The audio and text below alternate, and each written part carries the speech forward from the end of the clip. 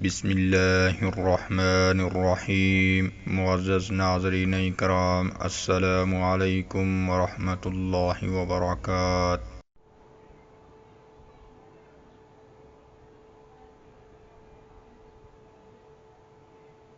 ارشاد باری تعالی ہے کہ انسانوں میں سے کچھ لوگ بعض جنات سے پناہ مانگا کرتے تھے، اس طرح انہوں نے جنات کا غرور اور زیادہ بڑھا دیا۔ ناظرین کرام، عرب زمانہ جاہلیت میں جب کسی میدان میں پہنچتے یا کسی گنجان اور خوف و ہراس کی جگہ میں داخل ہوتے اور وہاں جنوں، بھوتوں، جنگلی شیروں اور شیاطین کی شرارت سے ہراساں ہوتے تو ان میں سے ایک آدمی کھڑا ہو کر بآواز بلند پکارتا، ہم سب اس وادی کے سردار جن کی پناہ چاہتے ہیں، چنانچہ کوئی جن انہیں اذیت نہ دیتا، اور اس کام کی ان جنات کو اجرت بھی ملتی تھی، اور اسی بنیاد پر جاہل لوگ جنات کے نام پر قربانی کر کے ان کا تقرب حاصل کرتے تاکہ وہ انہیں تکلیف نہ پہنچائیں۔ چنانچہ جب کوئی گھر بناتا یا کنواں کھودتا تو جنوں کے شر سے بچنے کے لیے کوئی جانور ذبح کر دیتا۔ ناظرین کرام، یہی نہیں بلکہ ان کی یہ خام خیالی تھی کہ بعض پتھروں، درختوں، حیوانوں اور بعض دھاتوں میں بھی کچھ ایسے اثرات ہیں جو ان سے جنوں کا خطرہ یا انسانوں کی نظر بد ٹال سکنے کی خاصیت رکھتے ہیں، لہذا انہوں نے ان کے تعویذ لٹکائے اور ان سے شفا یابی کا عقیدہ دلوں میں بٹھا لیا۔ ناظرین کرام، یہ سب کچھ صرف اپنے پروردگار سے ان کی جہالت اور عدم اعتماد و بھروسہ کی وجہ سے تھا۔ اسی لیے ان کے یہاں تعویذوں کی کثرت ان کی تاریخوں میں عام طور پر ملتی ہے، جن میں سے بطور نمونہ چند تعویذ یہ ہیں۔ پہلے نمبر پر نفرہ، کوئی چیز بچے کی گردن میں نظر بد کے خوف سے لٹکا دی جاتی، جس سے جنات اور انسان دونوں نفرت کرتے، اس لیے اس بچے کو نظر نہیں لگتی تھی۔ کبھی کبھی یہ کام نجس و ناپاک چیز سے بھی کیا جاتا، مثلاً جاہل لوگ حیض کے گندے چیتھڑے یا ہڈیاں وغیرہ لٹکا دیتے، کبھی کبھی گندے قسم کے جانوروں کے نام لکھ کر بھی لٹکا دیا کرتے تھے۔ دوسرے نمبر پر لومڑی اور بلی کے دانت کے تعویذ بھی استعمال کرتے۔ تیسرے نمبر پر اقرا، ریٹھوں کے تعویذ جسے عورت اپنی کمر میں باندھ لیتی تاکہ بانجھ ہو جائے اور بچہ نہ پیدا ہو سکے۔ چوتھے نمبر پر ینجلب، ریٹھوں کے تعویذ جو روٹھے ہوئے شوہر کو منانے اور ناراضگی کے بعد اس کی شفقت و محبت کو دوبارہ واپس دلانے کا کام انجام دیتے۔ پانچویں نمبر پر تیوالا، کرار اور ہمراہ، یہ سب تعویذ ریٹھوں اور موتیوں کے بنے ہوئے تھے جو پریم منتر کی حیثیت رکھتے تھے، شوہر کی محبت حاصل کرنے کے لیے لٹکائے جاتے تھے۔ ناظرین کرام، ان کے خیال میں کرار اور ہمراہ نام کے تعویذ ایک خاص منتر ہے جس کے ذریعے بچھڑے ہوئے پریمی کو واپس بلایا جاتا تھا۔ اس کے الفاظ یہ ہیں، جس کا مطلب یہ ہے کہ اے لوٹانے والے ریٹھے، تو اسے لوٹا دے، اے رلانے والی موتیاں، تو اسے رلا دے، اگر وہ واپس آتا ہے تو اسے خوش رکھ، اور اگر وہ دور جاتا ہے تو اسے اس کی شرمگاہ سے لے کر اس کے منہ تک تکلیف میں مبتلا کر دے۔ معزز ناظرین، پریم منتر کی یہ وبا آج بھی زوروں پر ہے، بلکہ اکثر تعویذ اسی غرض کے لیے تیار کیے جاتے ہیں۔ ان کے منتر کا تو پتہ نہیں کیا ہوتا ہے، جو کچھ بھی ہو بہرحال سنا یہی جاتا ہے کہ پریم منتر کا تعویذ کرنے کے بعد پریمی اس قدر بے قرار ہو جاتا ہے کہ دنیا کے کسی گوشے میں ہو بھاگتا ہوا واپس آ جاتا ہے اور اپنے پریمی سے مل جاتا ہے۔ ناظرین کرام، غیر مسلم تو اپنی جگہ عام مسلمان بھی اس وبا میں مبتلا ہیں اور عموماً ازدواجی زندگی اسی پریم منتر کی بنیاد پر قائم رہتی ہے۔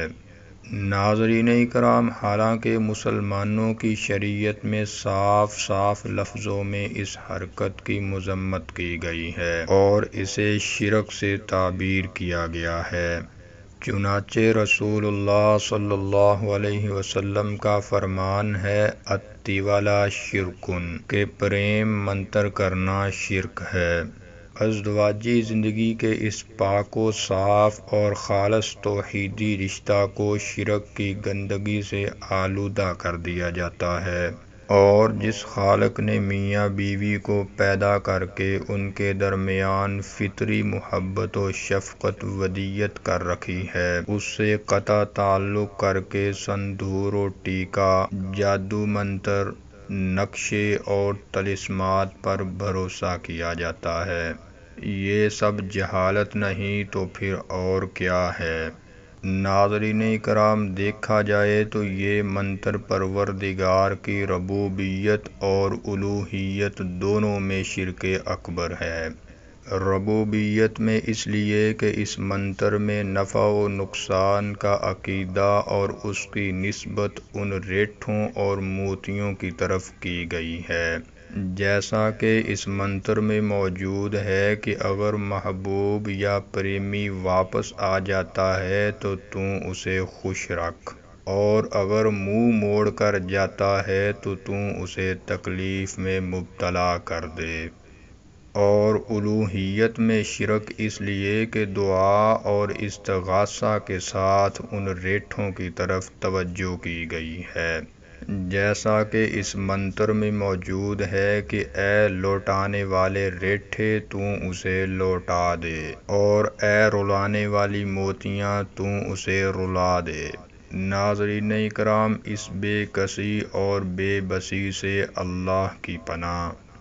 چھٹے نمبر پر خصمہ، موتیوں کے وہ تعویذ جو بادشاہ کے دربار میں حاضری کے لیے یا میدان جنگ میں استعمال کیے جاتے تھے، جو انگوٹھی کے نیچے یا قمیض کے بٹن میں یا تلوار کے پٹے میں رکھے جاتے تھے۔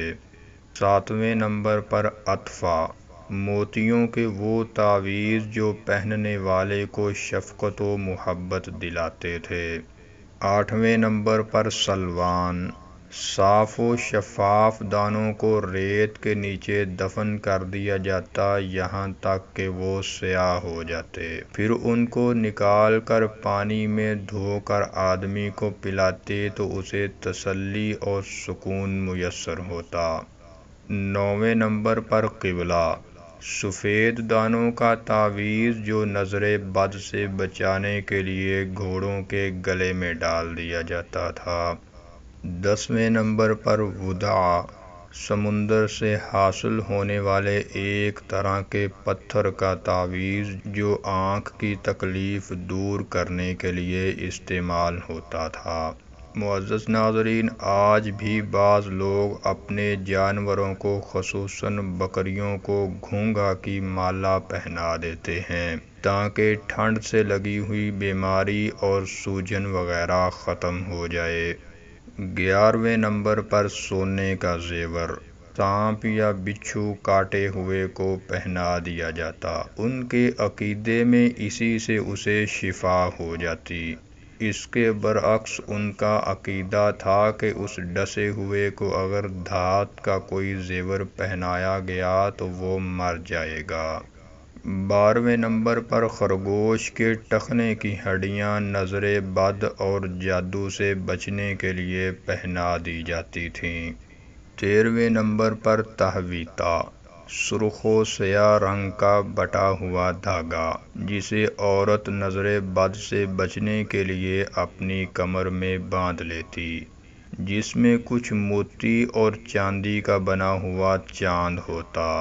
معزز ناظرین، یہ ہیں اہل جاہلیت کی بعض خرافات اور تعویذ کے بارے میں ان کے عقائد۔ ان میں سے بعض ابھی تک بھی مسلمانوں میں پائے جاتے ہیں۔ اگرچہ تعویذوں کی کچھ قسمیں اور شکلیں بدلی ہوئی ہیں، لیکن عقیدہ وہی ہے جو اہل جاہلیت کا تھا، بلکہ جہالت میں اور بدعقیدگی میں ان سے بھی چند قدم آگے نکل چکے ہیں۔ چنانچہ کچھ لوگ اپنے لڑکے کے کانوں میں سوراخ کر دیتے ہیں تاکہ وہ زندہ رہے، اور اس کا نام چھیدی پڑ جاتا ہے۔ اسی طرح کچھ لوگ اپنے بچے کو پیدا ہوتے ہی ترازو میں رکھ کر کسی غلہ کے برابر تول دیتے ہیں تاکہ زندہ رہے، بچپن میں ہی نہ مر جائے۔ اس لڑکے کو تولن یا جوکھو کہا جاتا ہے۔ بعض لوگ تو اپنے بچے کو اسی مقصد کے لیے 1 یا 2 آنے میں کسی کے ہاتھ فروخت کر دیتے ہیں، پھر دوسرے کا بچہ سمجھ کر اسے پالتے ہیں۔ ایسے بچے کا نام بچن یا بیچو پڑ جاتا ہے۔ یہ تمام باتیں سراسر جہالت اور بدعقیدگی پر مبنی ہیں۔ تو ناظرین اکرام، یہ تھی آج کی ویڈیو، اور اگر آپ جائز اور ناجائز تعویذ کیسا ہوتا ہے کے متعلق ویڈیو دیکھنا چاہتے ہیں تو اوپر کراس کے بٹن پر کلک کر کے دیکھ سکتے ہیں۔ السلام علیکم ورحمۃ اللہ وبرکاتہ۔